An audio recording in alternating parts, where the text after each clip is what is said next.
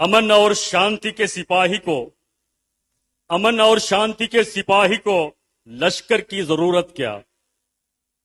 अमन और शांति के सिपाही को लश्कर की जरूरत क्या। ये वो सिकंदर है जो अपनी एक मुस्कुराहट से ये वो सिकंदर है जो अपनी एक मुस्कुराहट से दिलों की जंग को जीत लेता है। अस्सलाम वालेकुम, ಎಲ್ಲರಿಗೂ ನಮಸ್ಕಾರ। ये जोश ये जज्बा आप लोगों को देख के क्योंकि यहाँ सब मजहब के लोग हैं इस मंच पे और यहाँ आगे भी, मैं एक शेर अर्ज करना चाहूंगा।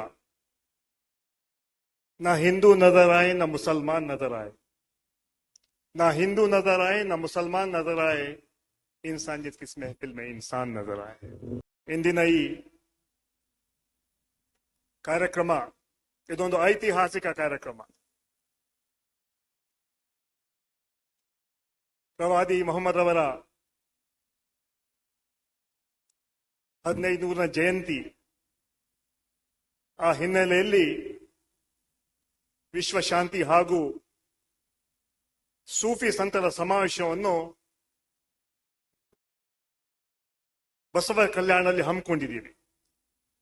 ಹಲವಾರು ಜನ ಅದನ್ನು ಬೀದರಲ್ಲಿ ಮಾಡಿ ಅಂತ ಹೇಳಿದ್ರು, ಆದ್ರೆ ನಮ್ಮ ಎಲ್ಲ ಮುಖಂಡರು ಸೇರಿ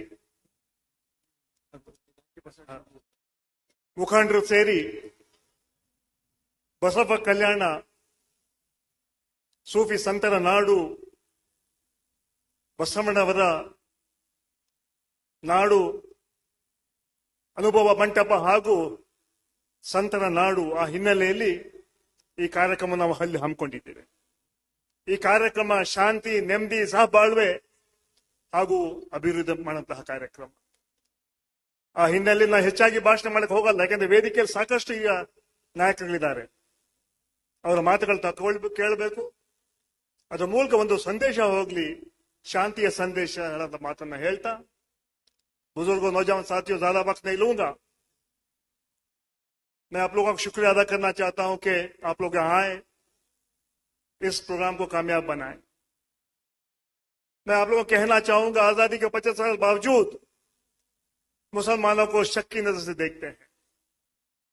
आजादी की लड़ाई में महात्मा गांधी के साथ मौलाना अबुल कलाम आजाद कंधे से कंधा मिला के इस मुल्क को आजाद करवाया।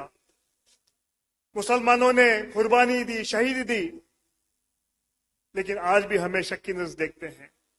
उन ताकतों को कहना चाहूंगा, अगर इस मुल्क को मुसलमानों की जरूरत पड़ी तो खुदा की कसम हर एक मुसलमान सर पे कफन बांध के इस मुल्क की हिफाजत करेगा।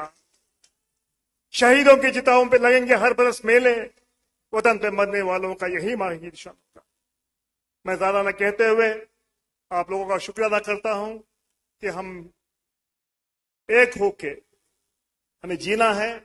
ये हमारा मुल्क है, अमन, शांति और भाईचारे के इसको लेके हमें आगे बढ़ना है।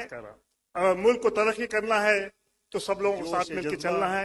ये एक बात कहते हुए मेरी बात खत्म करता हूं। अस्सलाम वालेकुम। आप लोगों को देख के, क्योंकि यहाँ